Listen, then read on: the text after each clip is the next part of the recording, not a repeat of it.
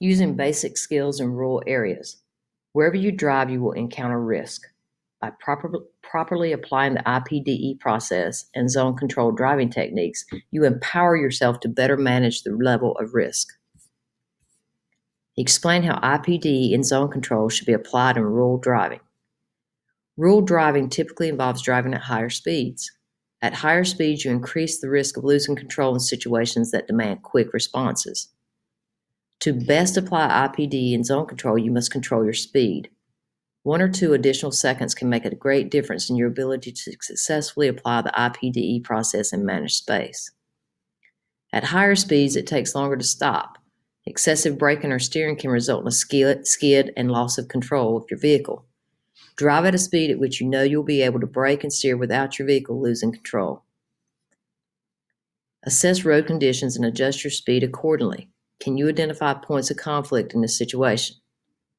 Okay, you got worker ahead, construction zone ahead, flagger ahead. It's actually flagger ahead. And sometimes those signs are there and you never see a flagman, but you got to be aware of it.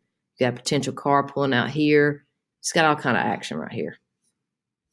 Explain the appropriate steps to use safely to handle curves, hills, and intersections. You should apply the orderly visual search pattern technique in rural areas where your 12 to 15 second visual lead covers more area because of the higher speeds. In open areas, extend your visual lead. The greater your visual lead, the more time you will have to identify and safely respond to hazard and unexpected situations. So in other words, look way ahead. When you should search 12 to 15 seconds ahead in this situation. What 4 warning signs can you identify? That chevron tells you there's a curve that way, there's a sharp curve ahead, and then the advisory speed limit sign, 10 miles an hour. The speed limit may have been 35, but it drops down to 10 because of such a sharp curve. Knowing the characteristics of curves, hills, and intersections beforehand can help you handle them safely while driving. Difficulty in handling curves is typically the result of having too much speed on the approach. Before approaching a curve, you will likely notice a yellow warning sign that warns of the potential hazard ahead. On this particular one, you cannot pass on your side, solid yellow line. A warning sign for a curve is yellow with a black arrow showing the direction of the curve. The sharper the curve of the arrow, the sharper the actual curve ahead. Curve warning signs often have smaller yet yellow rectangular advisory speed signs posted just below the main sign. Advisory speed signs suggest maximum travel speeds under ideal conditions for the curve ahead. Remember, natural forces work to push your vehicle to the outside of the curve. At higher speeds, these forces are even greater. Hills. Hills restrict your line of sight. As you approach the crest of a hill, slow down and use lane position 1. At night, look at the crest of the hill for light, since this can indicate an approaching vehicle.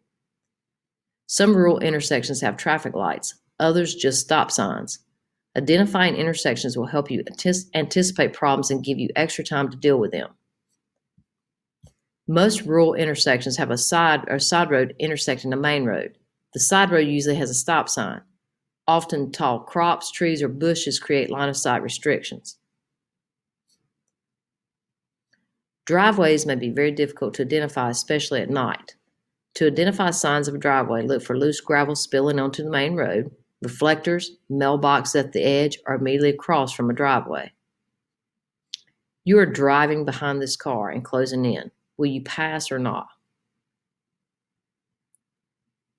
Well, legally you can. However, there's a stop sign ahead sign right there. So by the time you pass him, you're going to have to stop. So I'm thinking probably not. Identify rural situations that require greater following distances. Since speeds are often greater on rural roads, always maintain a safe following distance of 3 or more seconds. When conditions are less than ideal, increase your following distance. Maintaining a following distance of more than 3 seconds gives you a better view of traffic and conditions ahead. Use greater following distances when being tailgated, driving on a steep downhill slope, or following a motorcycle. Is this truck driver using good following distance while driving 45 miles an hour? Probably not, because they're going downhill as well. And the RV can restrict his line of sight.